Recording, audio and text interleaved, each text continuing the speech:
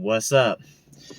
It's the number one crew in the area. For those of y'all who are too young to get that reference, it's your favorite Uncle Charles. Alright, look. Here's the deal. My nephew was too lazy to do this, and so he asked me to do this anime review for y'all kids, alright? Feel me? Now, I'm old as dirt. Some of these might even be older than I am, but I'll give it a try. At any rate, so, alright, let's get into it. This old one, this one's called Tsukikage Ran, Carried by the Wind. So, I did a few quick notes, and I always try, apparently, my nephew's trying to make these videos like 10 minutes or less and get these reviews in. But with me, we don't know where it's gonna go. So, we try.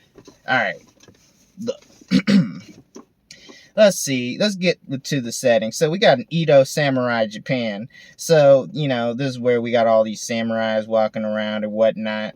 So, interestingly enough on this one, we got female samurai, ironically named Tsukikage Ran. That's her name, I guess. And her companion, Meow of the Cat Fist. It's a little weird. So this one's an action comedy, basically about them doing walking around, wandering from town to town, sort of like Samurai Champloo.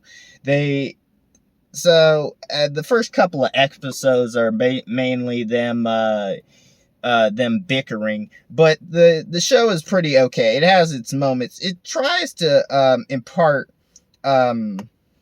Jesus Christ, sorry about this, kids. I gotta read my nephew's terrible handwriting here. So, it tries to bring about a lot of different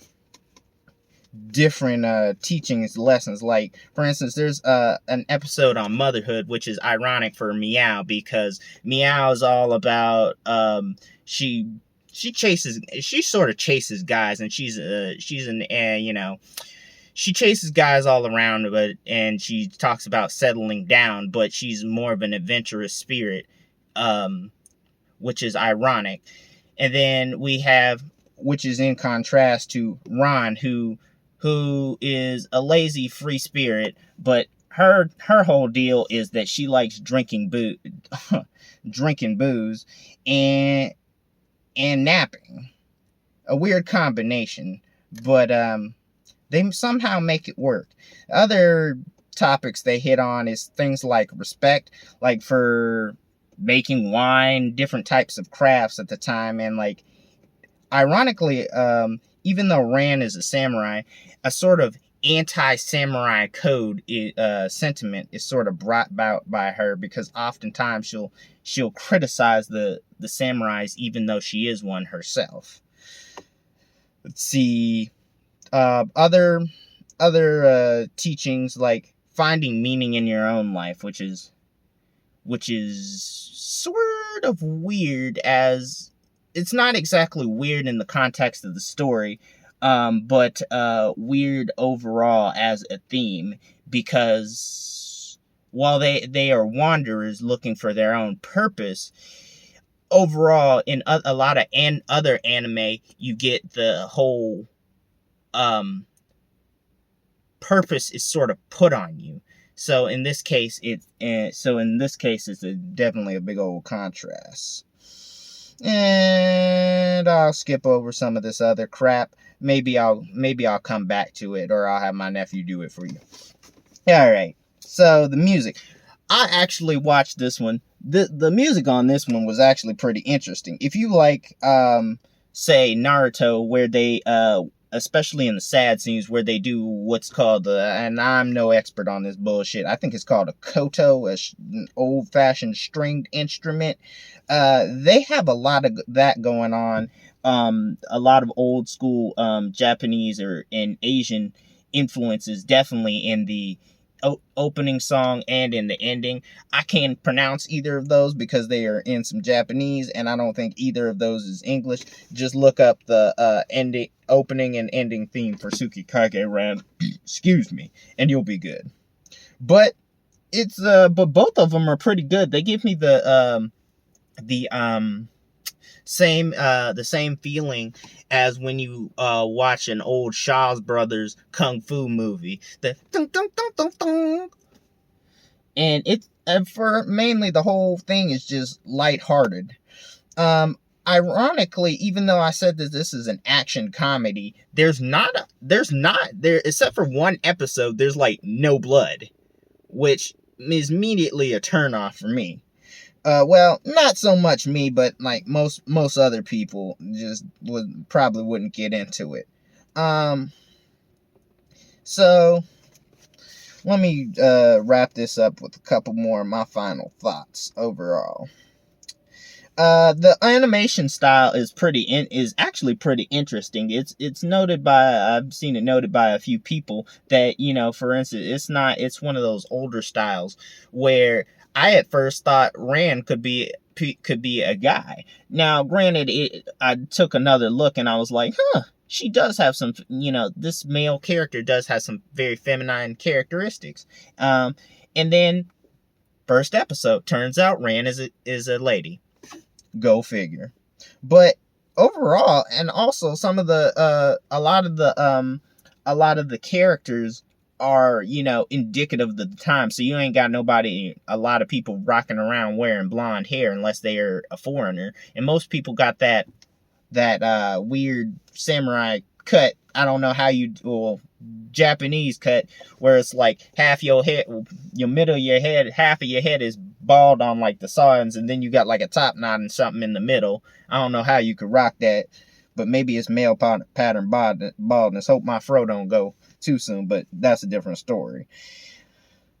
Let's see. Some more characteristics. That's it. Characterization.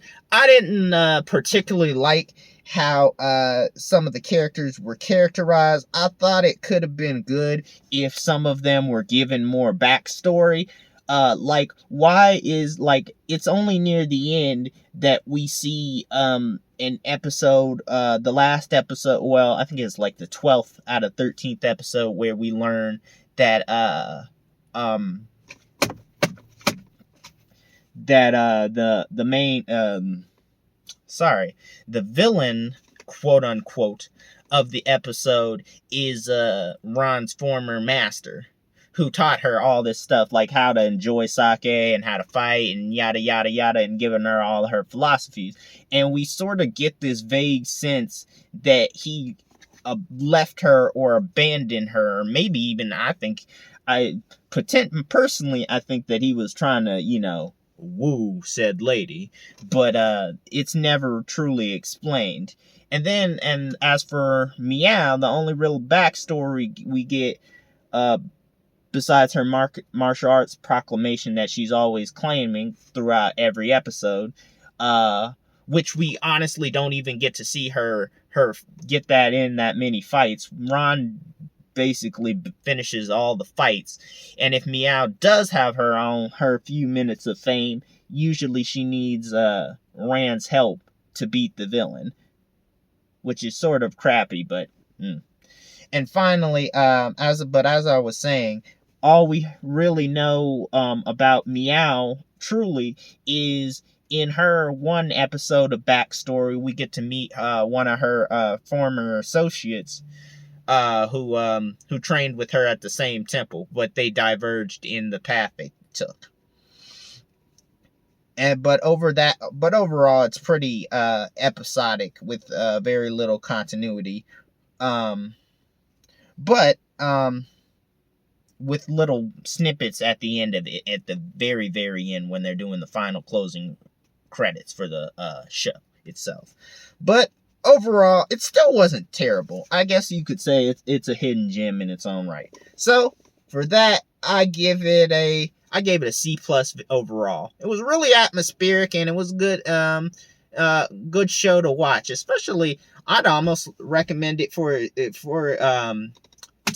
kids if it didn't have swearing and a few other things. But other than that, it's so-so. Alright, kiddies.